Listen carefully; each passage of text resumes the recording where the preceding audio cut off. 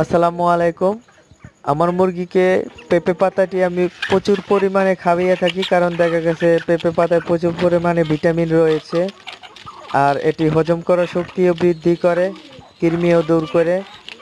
আর এটি পাকস্থলীও ঠিক রাখে, সুস্থ থাকে মুরগি।